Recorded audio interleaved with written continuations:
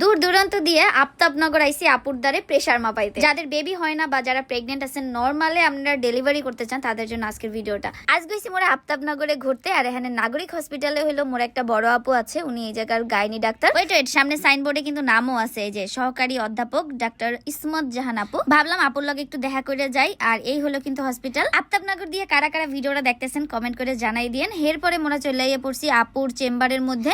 আপনাগুলোকে পরিচয় করাই দিই, আপনাকে অনেক কামে লাগবে আজকে ভিডিওটা। আপু কইতেছে কও তুমি কি কি টেস্ট করবা? মই কিছু আজকে কোনো টেস্ট মেস্ট করবো না, খালি একটু দেখি যে মোর প্রেসারটা ঠিক আছে কিনা। ভিডিওকে কামে লাগবে, কারণ যাদের বিভিন্ন সমস্যার কারণে বেবি হয় না তারা কিন্তু আপুর সাথে দেখা করতে পারেন। আপুর এমন এমন রোগী আছে যাদের 10-12 বছর যাবত বেবি হয় না, পরে আপুকে দেখানোর পরে আলহামদুলিল্লাহ আল্লাহর ইচ্ছায় বেবি কনসেপ্ট করছে। এছাড়াও কিন্তু যারা প্রেগনেন্ট আছেন নরমালে বেবি নিতে চান সেক্ষেত্রে আপুর সাথে দেখা করতে পারেন। আপু সবসময় নরমাল ডেলিভারিটা বেশি প্রাধান্য দেয়। সামনে মগো সোহানার ডেলিভারি ডেট কিন্তু চলে পড়ছে, আর ও কিন্তু আপুরে দেখাইতেছে। আমরা ট্রাই করতেছি সোহানার যাতে নরমালে ডেলিভারি হয়, সবাই দোয়া করবেন ওর জন্য। 10 বছর যাবত বাচ্চা হচ্ছে না, তারপর ট্রিটমেন্ট করা হলো, সে কনসিভ করছে, নরমাল ডেলিভারি করলাম একটা উইদিন।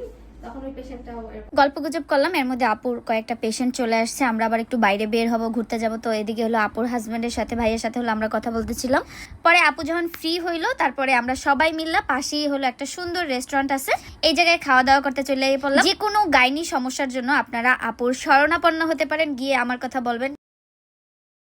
ঢাকার আফতাবনগরে নাগরিক হসপিটালে আপু বসে, এছাড়াও কিন্তু মগবাজারে ইনসাফ বারাকায় বসে, রিং রোডের সেন্ট্রাল হসপিটালেও বসেন। যার যেখানে সুযোগ সুবিধা হয় ওইখানেই কিন্তু আপুকে দেখাইতে পারবেন। বাই দ্য ওয়ে মনে হইতেছে যে ভিডিওটা আপনাদের কাজে লাগতে পারে, এই জন্যই কিন্তু শেয়ার করলাম। এখানে আওয়ার পরে মোরা যার যার পছন্দের খাবার অর্ডার করলাম। ফ্রেঞ্চ ফ্রাই নিছি, ভাইয়ারা স্যুপ নেছে, আর মুইয়া নিছি পাস্তা, আর সবাই খাইতেছে কাবাব। টেস্ট মোটামুটি ভালো, আর আইটেম বেমালা কম খাবারের, তবে এনভায়রনমেন্টটা অনেক জোস, কত সুন্দর একদম সাজানো গোছানো। আর আপুর সাথে যারা যোগাযোগ করতে চান তার ফেসবুক পেজের লিঙ্কটা দিয়ে রাখবো, যদি দরকার হয় তাহলে যোগাযোগ করে দেখতে পারেন। আল্লাহ হাফেজ।